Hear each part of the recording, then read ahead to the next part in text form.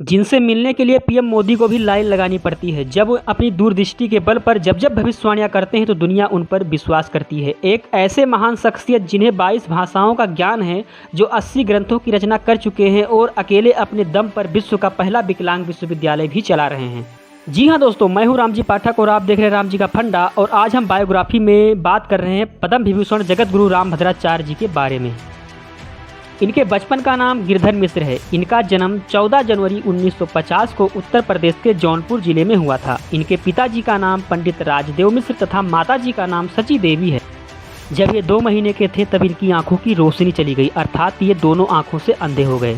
बचपन से ही इनके दादाजी रामायण और महाभारत की कथाएं इनको सुनाया करते थे। जब ये 3 साल के थे तब इन्होंने अपनी पहली कविता अवधी भाषा में लिखकर अपने दादाजी को दिखाई। अंधे होने के बावजूद मात्र 5 वर्ष की आयु में इन्होंने 15 दिनों के अंदर सिर्फ सुनकर ही संपूर्ण भगवत गीता याद कर ली। जब वह 7 वर्ष के हो गए तब उन्होंने अपने दादाजी की सहायता से मात्र 60 दिनों में संपूर्ण श्री रामचरितमानस सुनकर याद कर लिया।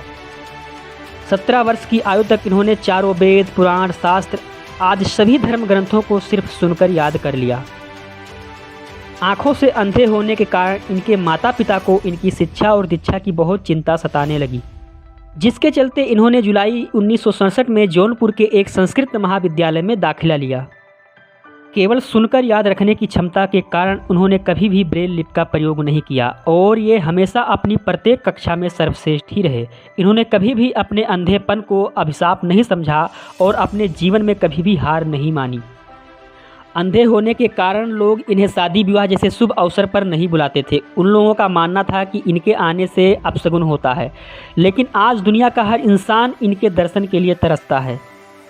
रामभद्राचार्य जी की प्रतिभा से प्रभावित होकर तत्कालीन प्रधानमंत्री श्रीमती इंदिरा गांधी ने उन्हें सरकारी खर्चे पर आंखों के इलाज के लिए अमेरिका भेजने की पेशकश की, लेकिन स्वामी महाराज ने इनकी इस पेशकश को सहज ही ठुकरा दिया। फिर भी इन्होंने अपनी मास्टर डिग्री पूरी करके सभी कठिनाइयों का सामना करते हुए सन 1981 में मात्र 31 वर्ष की आयु में इन्होंने पीएचडी की डिग्री भी प्राप्त की।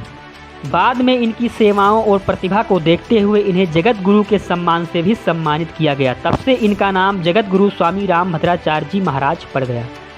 सन 2001 में स्वामी जी ने विकलांग बच्चों के लिए निःशुल्क शिक्षा का निर्णय लिया, जिसके तहत स्वामी जी ने जगत गुरु रामभद्राचार्य विकलांग विश्वविद्यालय की स्थापना की। स्वामी जी ने कहा कि विकलांग हमारे भगवान हैं, हमारा जीवन विकलांगों, धर्म और प्रेम भक्ति के लिए समर्पित है। इतना ही नहीं, श्री राम जन्मभूमि के मामले में न्यायालय ने इन्हें वेदों में अयोध्या के वैदिक प्रमाण देने के लिए आमंत्रित किया, जहां न्यायालय के सामने जगत गुरु रामभद्राचार्य जी ने 441 वैदिक प्रमाण प्रस्तुत किए और इन्हीं के आधार पर राम मंदिर का फैसला हुआ।